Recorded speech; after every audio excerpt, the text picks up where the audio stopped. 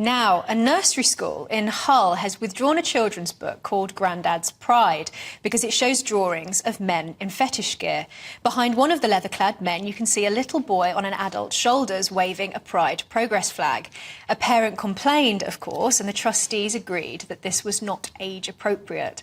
It looks like the school did the right thing by apologising and ordering an audit of its other books. However, the parent who complained said that they initially tried to defend the images and suggested that he was offensive for even raising the issue.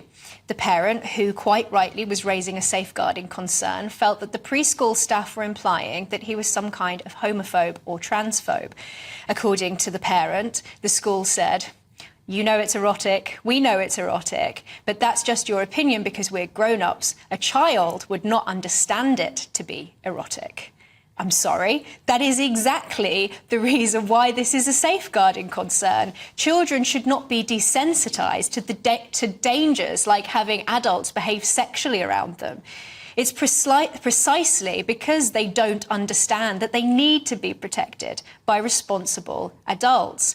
That's why children's literature used to be about fairy tales providing a warning to children, using dark stories to impart wisdom to young minds, to keep them safe and to protect their innocence. But not anymore.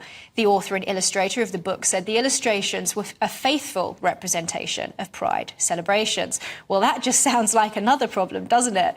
We've all seen the footage of weird drag acts performed in front of young children, like the one at Southend recently, or the drag act in Norwich that threw tampons at kids.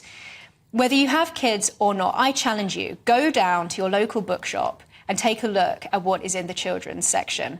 When I was in the Tate Modern earlier this year, these were the books on sale for children.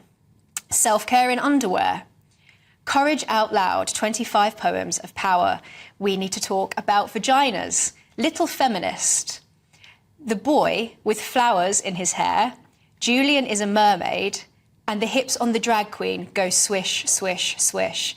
Last month, a Christian father removed his 9-year-old daughter from primary school because her teachers wanted to show her a video of a boy getting an erection and ejaculating. Research has found primary school children being taught about anal sex and given masturbation homework. If that sounds bad to you, some of the things being taught to our children are so inappropriate that I don't feel comfortable repeating them on national television. All that is considered appropriate by some teachers. Meanwhile, classical literature isn't. Whether it's Of Mice and Men or To Kill a Mockingbird, Roald Dahl or Enid Blyton, classic books are being rewritten or ditched from the curriculum.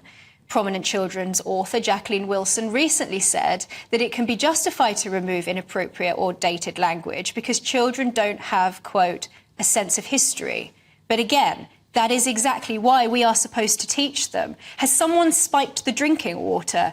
It's easy to get desensitised to all of this stuff because we're deluged with stories like this every week. But this is seriously concerning.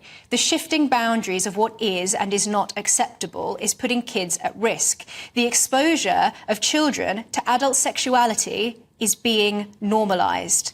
And what's worse, the adults seem to be so confused that they're unable to justify why this is even wrong.